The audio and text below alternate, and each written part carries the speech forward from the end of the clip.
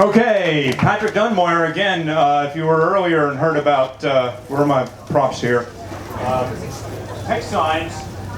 He's really the world's leading authority on hex signs. Of course, they've become emblems of Pennsylvania German identity. He's also the leading authority on powwowing, which is the traditional folk remedy that you would find, folk healing remedy that you would find in this area.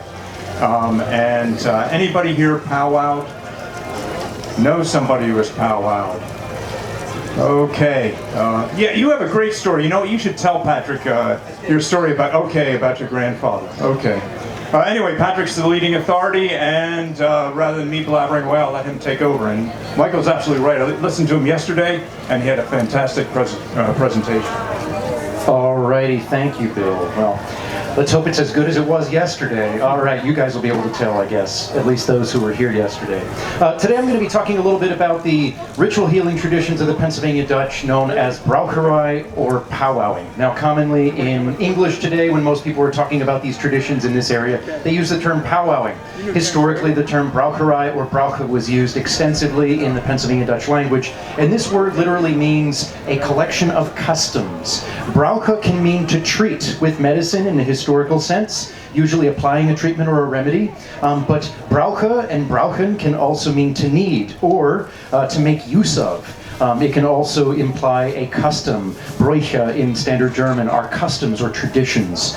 So this is an important aspect of local folklore on many levels, and it is actually still a living practice today, although much more marginal than it would have been a generation or two ago. In order to talk a little bit about this tradition, rather than giving you an academic perspective, I want to talk a little bit through stories today, because the most important way that people are still experiencing this tradition today, if they're not experiencing it firsthand, is through the telling of stories. Many times you're going to find older generations share these traditions with the younger generations by describing healing experiences that were significant, sometimes life-changing, transformative, and there's an element of magic to all of this as well, because of course many people look at these traditions as having a folk religious significance. Transformations take place that defy what we would think of as contemporary logic, and yet these traditions are widespread and well remembered among the Pennsylvania Dutch. Now I'll just to kind of give you a comparison, a couple people raised their hand when Bill asked if anybody here's been powwowed or if anybody knew someone who was. I went to the Phoebe home in Reading to talk to a group of people who were probably median age around 85. So people who were well up in their years, and I asked everybody to raise their hands if they knew what powwowing was, and everybody raised their hand, pretty much. Maybe less than 1% had their hands down. And then I asked, now how many of you were powwowed as children? It was like 80% of the room. So this just goes to show that for the generations, the further back you go, the more familiar people would have been with these traditions. The cool thing about this tradition is it really gives us an opportunity to take a look at the way in which the culture has changed, and also ways in which previous generations of the culture thought that health and healing was directly related to one's spiritual condition. For many traditional societies, you're going to find that this is the case. Medicine is not just something that's scientific. Medicine is something, especially care, health care in a traditional sense, the way we care for one another when we're sick or ailing or bereft. The way that we care for one another is often blended with our religious beliefs, and that is the case for powwowing. But without further ado, I'll start a story, because the way that I was introduced to this tradition was not from someone telling me all the academic specifics about it, but instead hearing a story from my grandmother, and that's the way that most people in this area are going to be introduced to the tradition.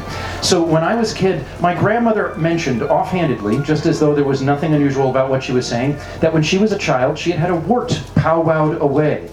And I was intrigued, because up until that point in time I hadn't heard of this tradition, and I assumed it was something Native American. And she said, oh no, it's Pennsylvania Dutch. She said that her grandfather, Charles Bellarmine Struphar, visited her when she lived right in Lebanon City.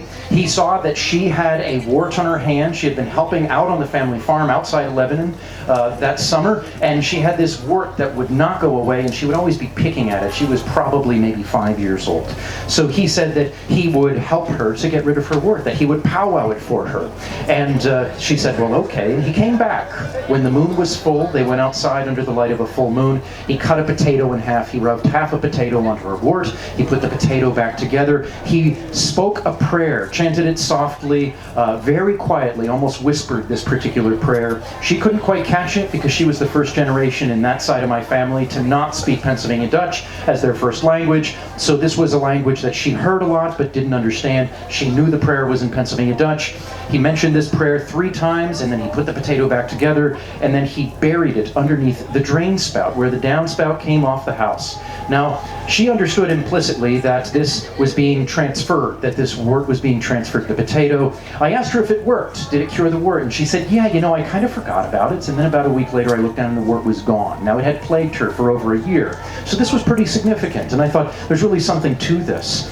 Now, I had the opportunity to learn a little bit about this tradition from a local healer from northern Berks County who taught me some of these prayers. Now, typically, if you're going to learn them, you have to memorize them. They were part of an oral tradition. There are literary traditions as well that I will get to.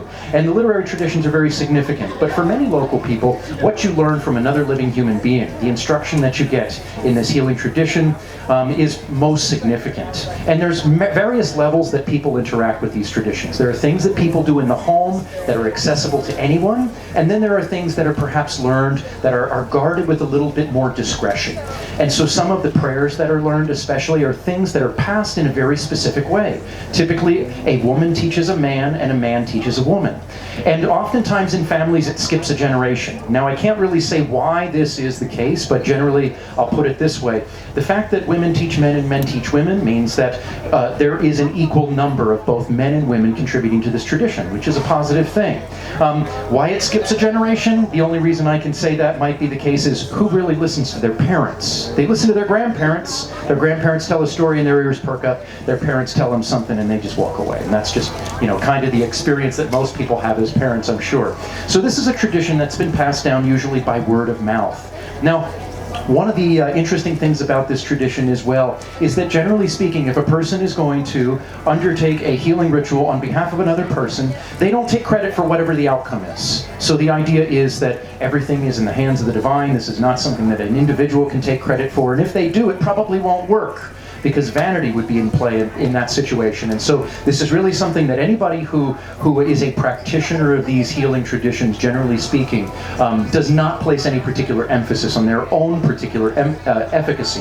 However, other people may say, oh yeah, that person's pretty good at it. So you'll hear kind of 2 different ways of looking at it. Anybody who also performs these types of healing rituals, just like my great-grandfather did, I should say, my grandmother's grandfather was the person I mentioned in the last story, so he would have been my great-great-grandfather.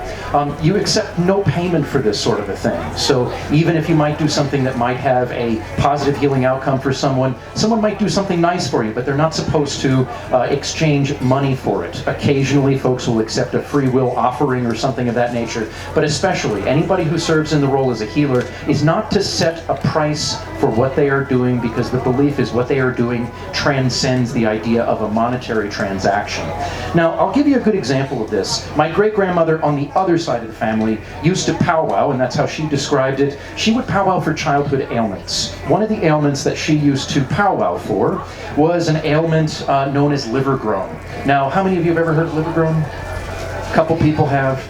So this is an old, what scholars would refer to as a culturally bound illness. Do they still use that term when talking about it anthropologically? So this is an illness that only makes sense within a particular cultural context. Outside of it, if you talk to a conventional doctor, they're not going to know what the heck you're talking about unless they know about it from a historical source.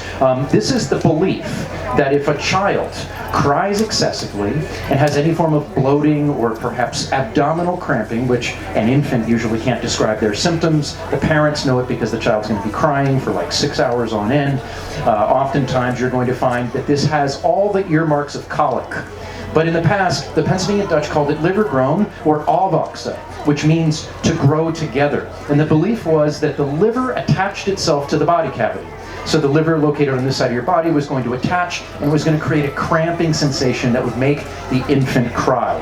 Typically this is not an illness that adults would suffer from, babies and especially infants and children would. But this is something that you're going to find that a lot of people, aside from warts, liver grown is one of the most common ways that it would be treated. Now, one of the easiest ways that folks used to treat it was by creating a transitional ritual where they would pass the child around the leg of the table in a clockwise direction or counterclockwise, depending on who you talk to. Some folks say counterclockwise because you're undoing the illness. But that is something that you would have to do with one other person, because you can't really safely do that by yourself, to pass an infant around a table leg. But that is a common cure for it. But there are more complicated cures as well. And the ones that my grandmother used employed a particular old prayer that was in Pennsylvania Dutch, that rhymed and had a little bit of a cadence to it. Now, typically what she would be doing was she would put a little bit of oil on her thumbs and rub along the ribs of the child, and she would say an old prayer that goes like this in Pennsylvania Dutch. She would use both of her thumbs and lightly massage the ribs, and the prayer goes, Alvaxa, geh weg van mijn kind sei rib, just wie de Herr Jesus alsem grip gange is. And this is then usually concluded with the sign of the cross 3 times. Im Nome Gott, Vater, Heilig Geist. Nome Gott, Vater, Son, Heilig Geist. So you're going to be saying the 3 highest names for the Holy Trinity. The prayer in translation goes like this. It goes, liver grown, go away from my child's ribs, just as the Lord Jesus grew up and got out of the crib.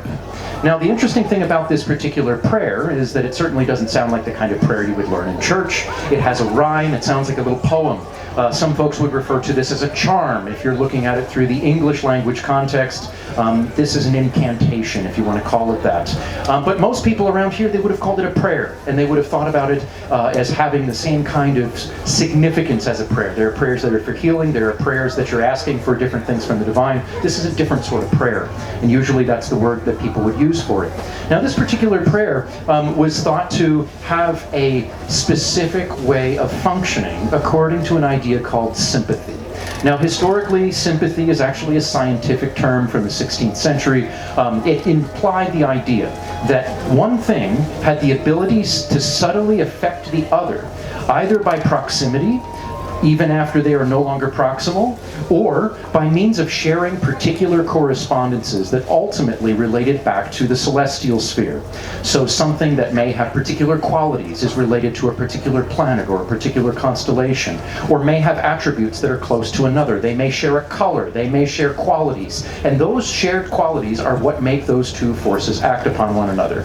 This occurs with physical objects, but also with words. And so many times what you're going to find, a prayer like what my great-grandmother used to cure liver grown, uses a correspondence between the idea of a sacred concept. In her mind, it would have been that just as Christ grew up and got out of the crib, so too would the illness pass away. There's a comparison that takes place, and the belief is that a sacred concept had the ability to overcome an illness. This is how people thought about it. They didn't really break it down into the terms I'm using right now. It was much more of an intuitive idea based on the idea that everything was interconnected. If you believe that all aspects of your life were connected to all other aspects, things like this were thought to be much more possible than we are today when we consider ourselves as being separate from so many other aspects of our lives.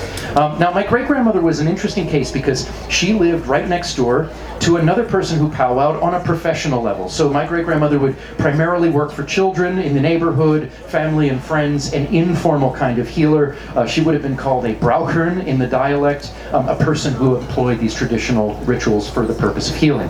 The person who lived next door was William Reppert, and he was a well-known powwow doctor in northern Lebanon County. He operated kind of all throughout that part of the county, but he lived on Hill Street in Lebanon City, right next door to my great-grandmother. Now, Reppert was even listed in the U.S. Census in the 30s and 40s as a faith healer, because that was how they referred to him in the census, at least. Everybody locally called him a powwow doctor. But the reality was that he did this full time. So he did this as his living. Now, if you remember, I said that anybody who employed these types of healing traditions was not supposed to be charging any form of money for this. He didn't charge anybody. He just had a basket by the back door. If you felt that he had done something positive to you, or for you, I should say, you would give him some form form of an offering. And that was expected, perhaps, but not necessarily communicated. And that was the way that a person who did this full-time was able to support themselves and support their community at the same time. He was not a charlatan. Everybody really thought about him in a very positive way. And most of the work that he did was for small children. You have to remember, early 20th century, child fatality rates were extremely high. There are many cases, and this is well documented, where a person would go to visit a powwow doctor because they'd already been to a conventional doctor and the doctor said the prognosis isn't good. And so they would send their child to the powwow doctor. If the child got better, they would think it was probably the powwow ritual that had helped. Well, Reppert was so popular, and he primarily did his healing traditions on Sunday afternoons after church. Hill Street in Lebanon would get so congested because people would arrive from all over the place and they'd park their cars all along the way, and Hill Street would be literally shut up with traffic that you couldn't get through. That was how popular he was in Lebanon City. And when he was overwhelmed with the number of people who would come on Sunday afternoons, he would send the children over to my great-grandmother, and she would help out because she was a person who could also handle this, but she didn't really do it on as wide of a scale as he did. I had the pleasure of being able to interview a number of people who remembered Reppert, and some of those people, believe it or not, this is a really interesting thing. Typically folks go to a powwow doctor not for the same types of things as you would go to a conventional doctor, but for something that might be seen as beyond the reach of conventional medicine. I talked to folks, numerous people, who mentioned that during World War II, when people wanted to enlist in order to get into the military, but they had, say, a heart murmur or something like that, they would go to Reppert, and Reppert would perform a ritual that would allow them to get into the military and pass their health exams. This was a common perception that he had the ability to do this, and I've talked to a number of people who remember him for that reason. But I also talked to a number of people who specifically sent their children to him to be healed. Now, one of the interesting aspects about this particular tradition is that although it oftentimes is passed down in families, a lot of people locally also would have found that you would have had specific individuals within the communities who might have also held positions of authority, who were also involved with some of these traditions. I've documented examples of local ministers who powwow, even local doctors who powwow. I found examples of people, one was a local judge and one was a mayor. So oftentimes you're going to find that these were not just folks who were well known within their own family or within their own neighborhood, but people who would have had a much broader influence. I actually know of a person who's a retired township supervisor from Berks County who also powwow. So it's something that you're going to find in many different aspects of the local culture. One thing that's really important to remember is that although folks will often look at folk culture and they'll assume that all aspects of folk culture are rural, perhaps held in common by people maybe with less education as opposed to more education, perhaps among older people than among younger people, you're going to hear a lot of stereotypes in this study of folk culture. The reality is that anybody worth their snuff who's studying folk culture today knows that you have to not only ask questions to the oldest members of the community, ask the children, because the children also listen to the oldest people in the community, and everybody in between. And you're also going to find that these same types of ritual traditions were practiced by people who were of means monetarily and people who were not. So you'll find both rich and poor, you'll find educated, uneducated, rural and urban people all engaging in these traditions. And their history confirms this. Now, one of the things that I should also mention about this particular tradition as well, and boy is some of that machinery a little bit distracting.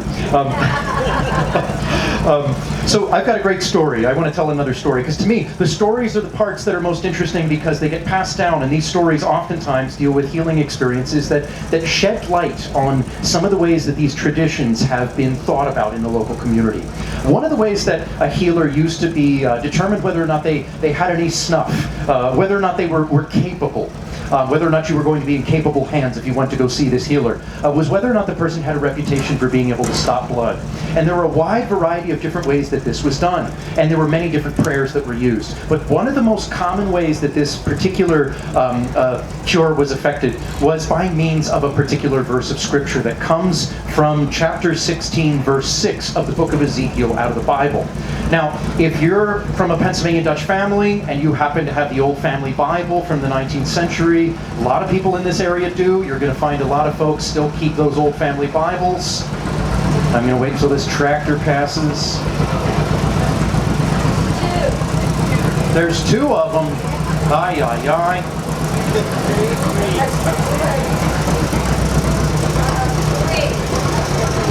Now, I'm just going to make a comment. If that were a farm mall, it wouldn't be making so much racket. I don't know what it is about a deer that always sounds like it's about to stall out. Can't hear the farm mall. Moving your face.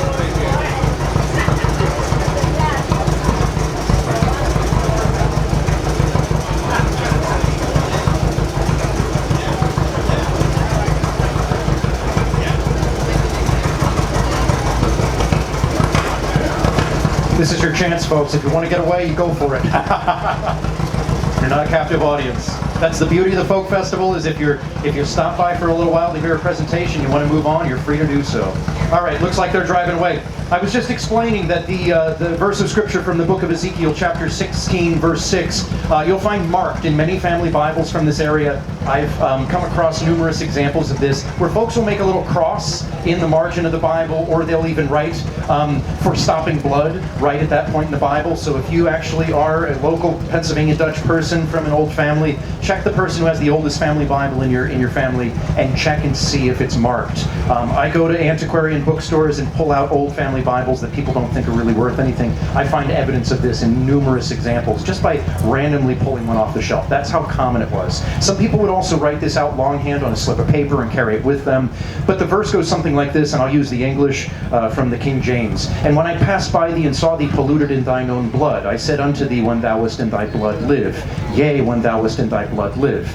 Now the way you're supposed to use this is you're actually supposed to say the person's baptismal name before you say, yea, when thou wast in thy blood, live. And so you insert their first, middle, and last name. This is something that's almost universally required for a healing ritual among the Pennsylvania Dutch. It's part of what helps to root it within a folk form of Christianity, that you are invoking that person's name as it was given to them at the time that they were baptized and consecrated. And so that name holds special significance. You'll also find that many people would make the sign of the cross with this as well. All of those are aspects of the official church liturgy that find their way into folk culture and hold a sense of significance. And that's a really important thing, because there are many different aspects of these ritual traditions that are borrowed from previous generations' expressions from the church that today we've forgotten about.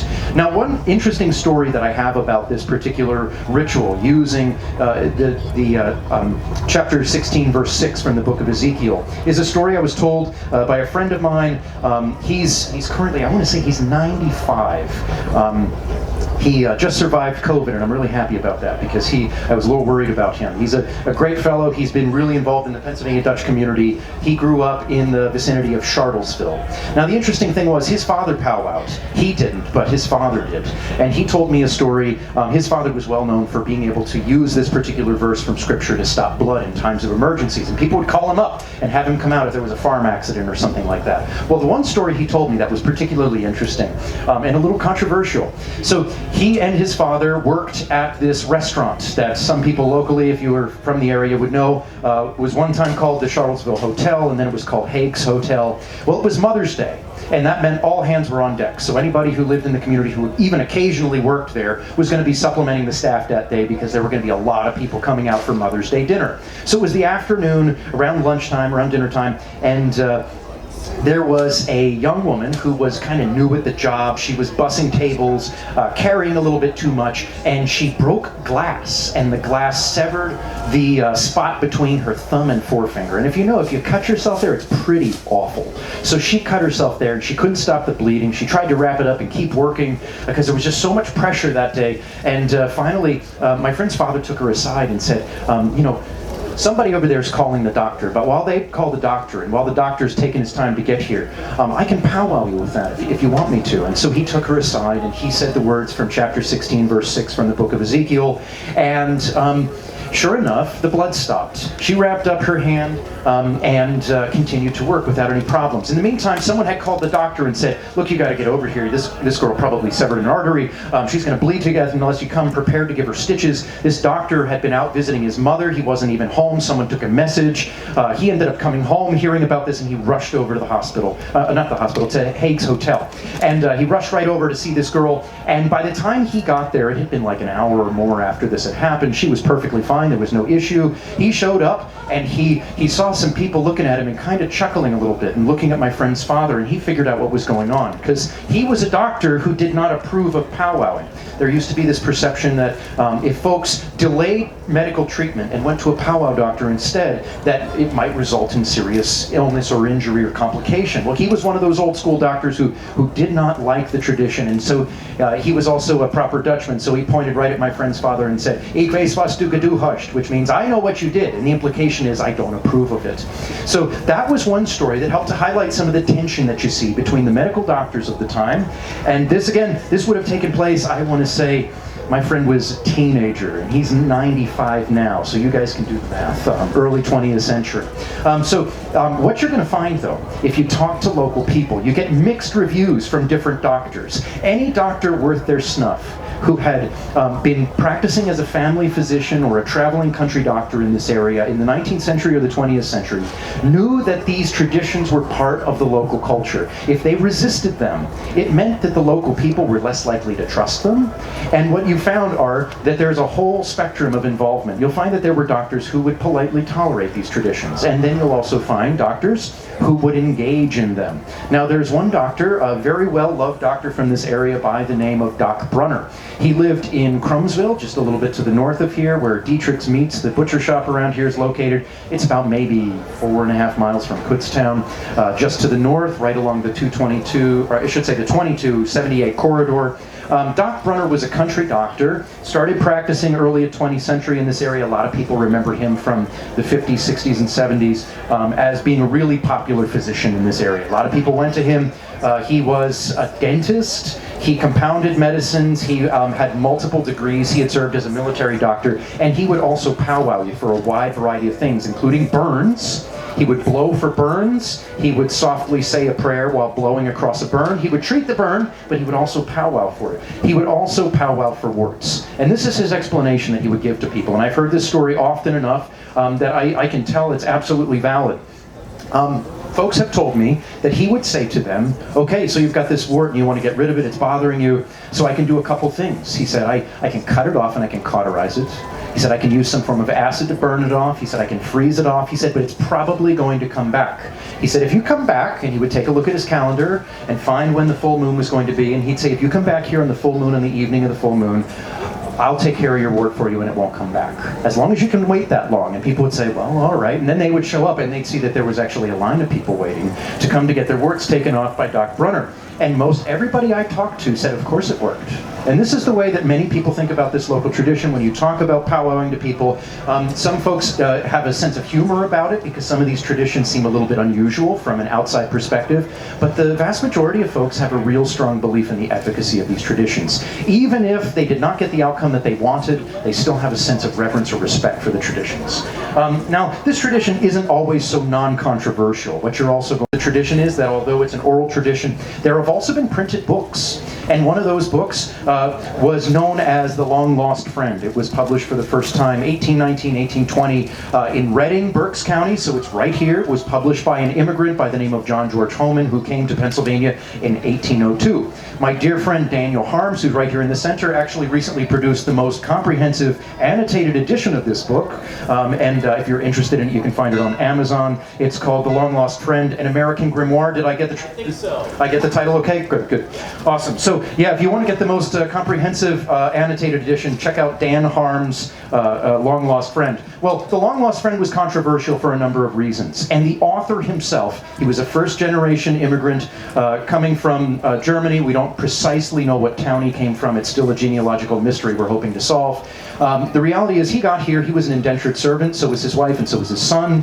They regrouped later and moved to the vicinity of Reading, and he printed a number of books, some religious books, some catechisms. He was Roman Catholic. He was the 1% of the Pennsylvania Dutch population at that point in time that was Roman Catholic. It was about 95% Lutheran and Reformed, and about 4% Amish, Mennonite, and Brethren, that category of Anabaptists and Pietists within that 4%. So John George Homan, or Johann Georg Homan, as he would have been known, was a compiler of books and also a healer. He put together this book called The Long Lost Friend in 1819, 1820 was when it was printed, and he admits in the introduction that it's controversial that he puts it into print, that he recognizes that people believe that such things shouldn't be put into print. Part of the reason for this is because up until this point in time, although there had been a literary tradition associated with this tradition, you'll find that most people believe that the prayers should be conveyed by word of mouth from one person to another, from male to female, from female to male, and often in a reverent kind of way. The idea that you could publish a book about this and then sell it was something that was anathema to some people. So his book, right from the very beginning, had a little bit of controversy associated with it. He even claimed that his own wife told him that he should not be putting it into print. He also admits in a long series of testimonials, if you take a look, he has a list of all these local people who either were healed by him or his wife or other people he knew, and he's doing a little bit of bragging there. All of the earliest instances in the testimonials were from his wife. It was very likely that he learned the tradition from his wife and never gave her due credit. Of course, this tradition is one in which you don't take credit for what you do to begin with, but not Holman. Holman believed that his book was going to be really, really important, and that it was going to essentially, the book, in his mind, he writes this in the introduction, that the tradition proved the existence of God, which is a pretty big statement. So he was a controversial guy. He was controversial because he was Catholic. He was controversial because he was thought of as being a little bit vain, and then also kind of these big theological ideas. At the same time, he was pretty much penniless. He had such horrible debts to local printers from all these books he was having printed that he was trying desperately to sell and sometimes probably couldn't. He was more popular after his death than during his life. They had to auction off his house on Christmas Eve one year. So he was not a popular person per se during his life, but his book went on to be the most popular folk healing manual in North America. It's been circulated in both German in its original edition as well as in English. You can still find the book. It's never been out of print. Arguably the most successful book ever produced in Berks County. So it's an interesting thing, and so there are many different controversial sides of this tradition as well. Holman is one of them. Even local people I talk to who have experiences with healing or are healers themselves would often say, oh, those books, nobody uses those. Because the belief was, at least in the 20th century, the vast majority of the people that I have contacts with and memories associated with, they don't recall relatives consulting books before performing a ritual. It was something that was memorized, it was something that was internalized. The idea of having a book that was somehow going to be helpful, maybe it was something that you used for reference outside of the healing circumstance, out of that context, but generally speaking, it would have been frowned upon to be reading out of a book if you were a healer. So there's a little bit of controversy with this tradition. When it comes to things that have been put into print, though, Holman was by far not the first. There were many different editions of various books that he had put together prior to that time, one in 1813 called The Friend in Need. I did a translation of that. It's now out of print, so it's hard to find. I'm going to be doing a new edition at some point, hopefully. But there's lots of different traditions that were mentioned in this book, The Friend in Need, used for healing, for protection, and a wide variety of other purposes, including assistance in times of need. A lot of different types of assistance would have been, if someone stole something from you, you would go to a powwower to find out where that item is and how to retrieve it. Sometimes powwowers would often use a prayer that would cause a person to feel so guilty about what they do that they would feel sick until they would return the item.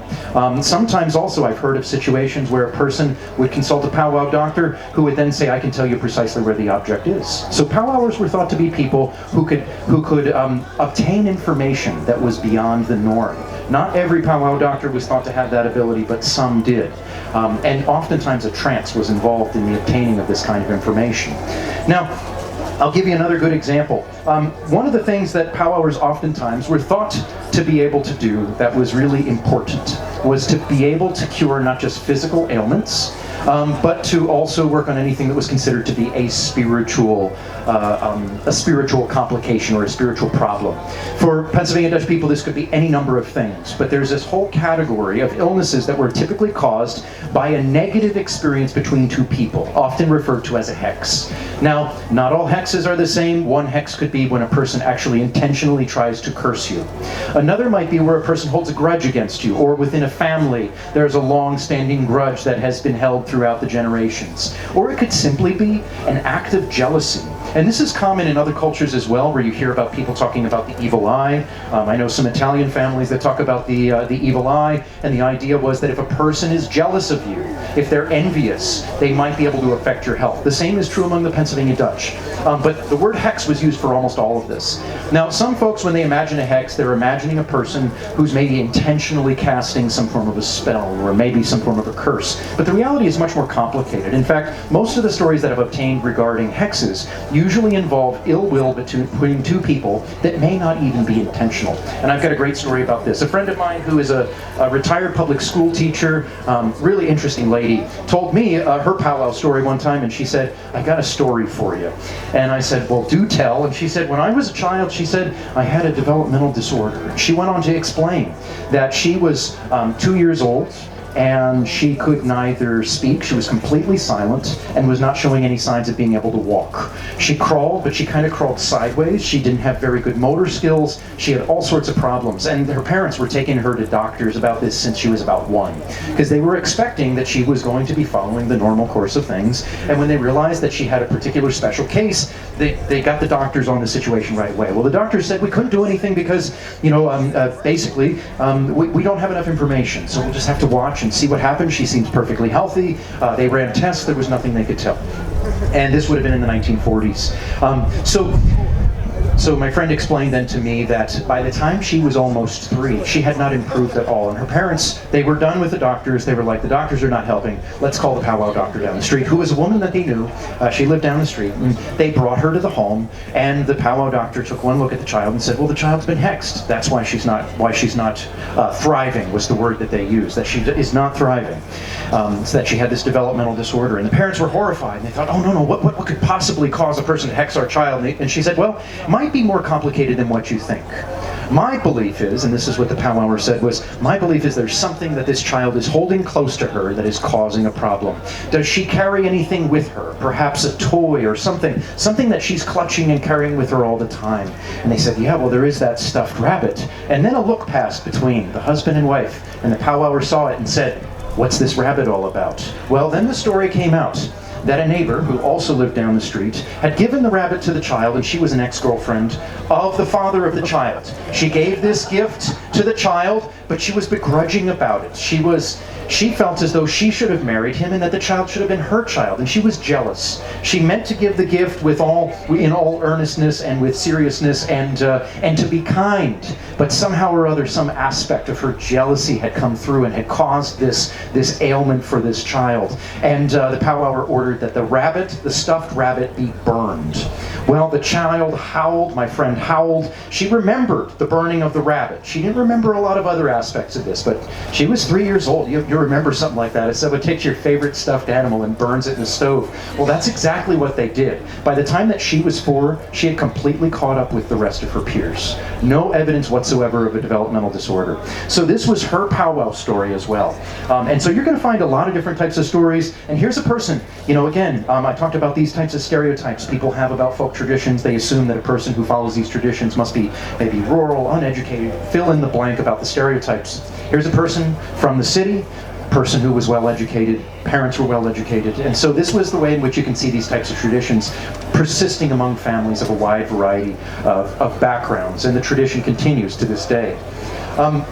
One of the interesting things that you'll also find with this as well is that I mentioned before this idea that some aspects of the tradition had been put into print. I'll give you an interesting example. There was a man from Schuylkill County who, I should say, he was educated in Lebanon County, moved to Schuylkill County where he became a minister. He started off as a deacon, became a minister, served around 12 different congregations in Schuylkill County, and then retired to Burnville, Berks County. Now, his name was Reverend Georg Menig. And the interesting thing about Georg Menig was he was an educated minister. He was in good standing with his denomination.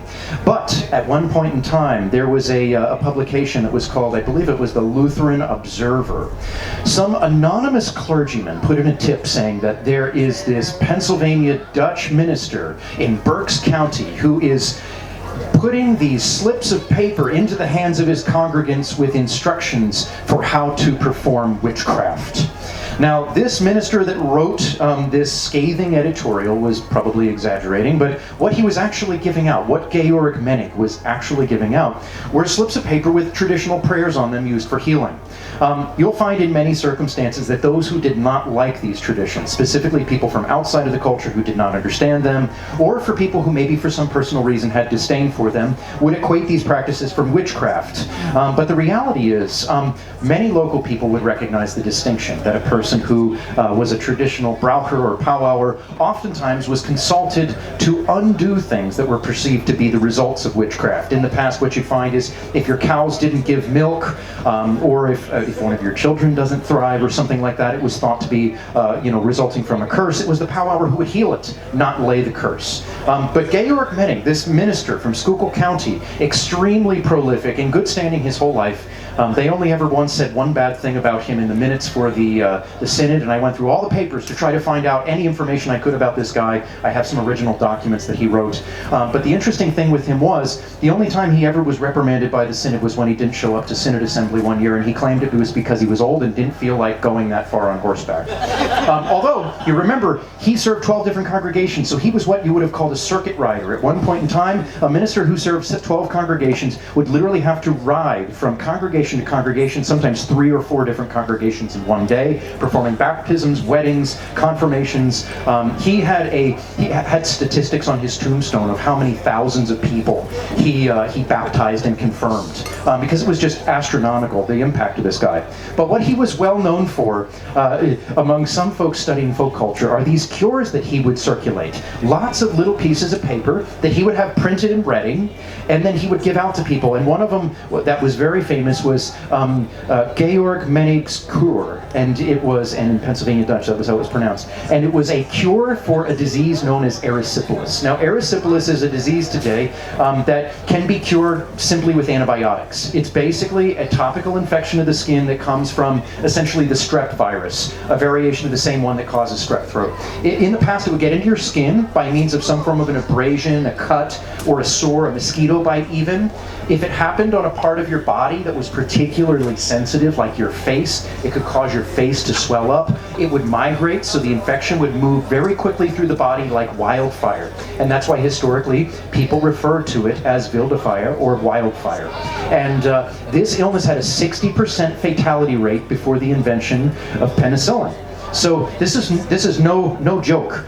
There were treatises written by educated doctors from both the United States and also Europe on this particular illness. They basically said the best course of action was to try to make the patient comfortable and to help restore their constitution so they could fight it on their own. But again, 60% of people would die from this. Georg Menig put forth the following instructions for how to cure erysipelas or wildfire.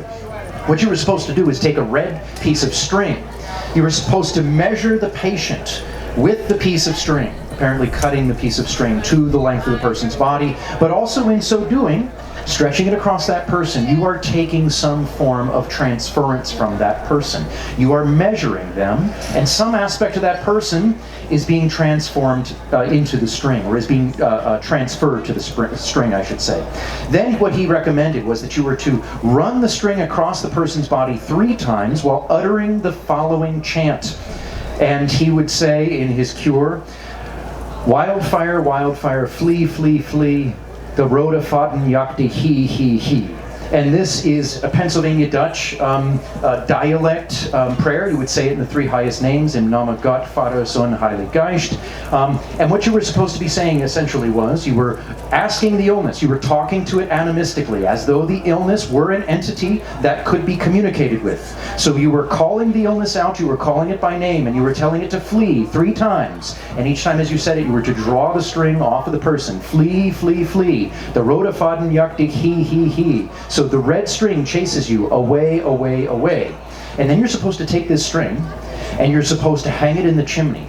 And by means of the smoking of the fire, the cure would commence when the string is hung, but it would take a long time because this is a pretty terrible illness, so it would take a while to heal.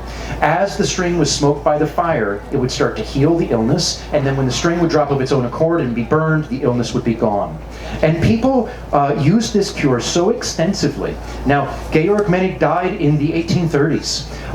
Dr. Don Yoder, who was one of the founders of the Kutztown Folk Festival, brought a woman from Schuylkill County to the festival the first year in 1950. Her name was Sophia Baylor. She was known as the Saint of the Coal Regions, and this was one of the cures that she was using in 1950. So over 120 years later, people were still using the same cure that had been promoted by a Schuylkill County, Berks County minister in the first couple decades of the 19th century. So it's pretty fascinating to think about this. Now, Sophia Baylor was an interesting person. She would have been, I believe, in her 80s at the time that she was brought to the Kutztown Folk Festival. She died in 1954. Before that time, she was well documented. There are recordings of her in the Library of Congress singing traditional Irish ballads that she learned from her neighbors in the Schuylkill County area. She was Pennsylvania Dutch. She spoke Pennsylvania Dutch fluently, but her English accent was an Irish accent because she learned English in the public schools with all the Irish kids who were the kids of miners. And she was also the daughter of a person who was involved with the lumber industry, which is an ancillary industry to coal mining. So her father was the person who cut the wood and brought the wood that was used for the props in the mines. Her husband later died. Her first husband died in a mining accident. So she knew this very well. Folks called her the Saint of the Coal Regions because of the fact that they would give her telephone calls any time that there was a mining accident, and she would ask for the full baptismal name of the person, and over the phone she would powwow them in order to try to relieve any form of a problem or an injury that might have taken place in the mines. There are stories of people who were thought to be bleeding to death until they called Sophia Baylor, and then their bleeding stopped. And so she had this reputation of being the saint of the coal regions. And one of the interesting things, I was giving a public presentation at Alvernia College. It was a seniors class, and I was talking a little bit about these traditions. And I love talking to seniors about these traditions because oftentimes they have stories to share. So I was talking to a woman who said, yeah, my father was her pastor. And she said, I remember when she came to our house when I was a little girl, and I was a little afraid of her, she said, because she was thought of as this really special lady. And she came to her father, and she remembered what Sophia Baylor said to her father. Sophia Baylor said, now look, she said, you're from out of town and you're going to be my pastor, and people are going to tell you all kinds of things about me, but I'm going to tell you that everything I'm doing is for the betterment of other people. And she went on to explain that it was religious. She also said, and I need you to know that if anybody ever needs anything, you come have them call me. And so the father was well known for doing this. After the fact, he got along very well with her and recognized that she had this good rapport and that there were even very positive outcomes that were associated with her. He didn't outright espouse the idea of powwowing, but when people would call him with something that seemed like it needed additional attention, he would say, perhaps you would like to call Miss Baylor. And so he would send people to her. Here you've got a minister who's interacting with the tradition not as a healer, but as a person recommending that you go and visit a powwow healer. So it's a really fascinating thing. Now, this whole time I've been talking about powwowing, I never mentioned where this term comes from. And a lot of people are curious, and they wonder, so do any of these traditions come from Native American culture? Why is it called powwowing? Well, this is a complicated scenario. Historically, when we look at documents relating to folk healing traditions coming out of Europe, they are identical to what you're finding here. So almost every aspect of what I've been able to find, and I would say like 99.9% of what you're going to find documented here about this tradition is also found in Europe, especially in what is today Germany, Switzerland, Alsace, and even other parts of Central Europe. But the aspect about the name powwowing is the one element that I would say is definitely from a Native American source. And it came by means of the English-speaking people of this area, not directly from the Native Americans. So if you remember, some of the first English-speaking colonists who arrived in the New World arrived in New England. There were a lot of Puritan ministers who were going up there, and they were immediately trying to convert the Native Americans. They had very bad relationships, for the most part, with the Native Americans. And these ministers would be writing back to Alexander Cromwell, talking about the evil powwows who lived in New England. And they would say all these terrible, pejorative things. They were referring to the shamans. The word powwow was not only a verb, it was also a noun. It could be used to designate a particular healer. The word itself means he dreams, so it's an epithet. You would say this about the person who was the healer. You would call them powwow in the original Algonquin language. It implied that that person had the ability to cure by means of a ritual that they would perform, maybe a trance or something like that. The belief was also that powwowing also was this idea that you were gathering things together. Because today we use the word powwow to talk about a Native American ceremony, dances. The belief was you were actually communing with your ancestors during those dances. And likewise, the healer would draw upon their ancestors ancestral spirits in order to perform a healing ritual. Well, the Puritans didn't like this, and they had all kinds of terrible negative things to say about it, and it's well established in the 1600s that this word crossed over from the original Narragansett Algonquin language, it was that particular dialect, into English, and it began to be used in the sense of powwowing, with an ing on the end. And they used it as a verb, borrowing it into the English language. And it became synonymous for anything that they thought was a negative, pejorative idea. So when they would use this word, it was about anything that was considered to be a magical ritual or some form of a ritual that was not espoused by the church. So this particular idea, thank you, Bill, this particular idea, the word comes from Native American circumstances, but its use among English speakers did not come from Native American circumstances. In fact, it was speakers of English who looked at what Pennsylvania Dutch people were doing, and they called it powwowing in a negative sense, and the word stuck. Now, the interesting thing is the very first, earliest instance that we know of within the Pennsylvania Dutch community where this word was documented was by a guy who was an indentured servant in Maiden Creek Township, not too far from here. His name was George Whitehead in the English language. He learned English when he got here. His name was probably Georg Weisskopf, but we don't know of any immigrants with that name, and it's a genealogical conundrum we're trying to figure out. But his journal is still around, and he wrote it all out in English, and he wrote an account of a healing experience, and he was an indentured servant. His master commented that he didn't approve of powwowing, and it was in that manuscript from the 1790s. And so it's a fascinating thing that this word has a very early and pejorative connotation going along with it. Today, when you talk to people about these traditions, they use the word powwowing, and they talk about the tradition without any form of a pejorative sense to it. But the word has stuck. Not everybody in these communities still speaks Pennsylvania Dutch. Those who do prefer the word Braucherei or Braucherei, but as you'll find in these communities, it's becoming less and less the case to find native speakers of the language within the Lutheran and Reformed population right here in Berks and Lehigh County. However, there are over 450,000 people speaking Pennsylvania Dutch throughout the United States. The vast majority of them are Amish and Mennonite. But definitely still thousands who are not in those congregations who are Lutheran or Reformed in their background. Most of them are elderly at this point in time. But that word Brauche and Braucherei is the original term. Powwowing is a term that was applied later on. I'm going to open up for questions because I got my 5-minute warning. I probably now only have 2 minutes. But do you have any questions? I've told you a few stories. I kind of jumped around a lot. Yesterday I think I went on for like an hour and 20. We're not going to do that today. Any questions? Any stories you want to share? Anything? Yep, right here.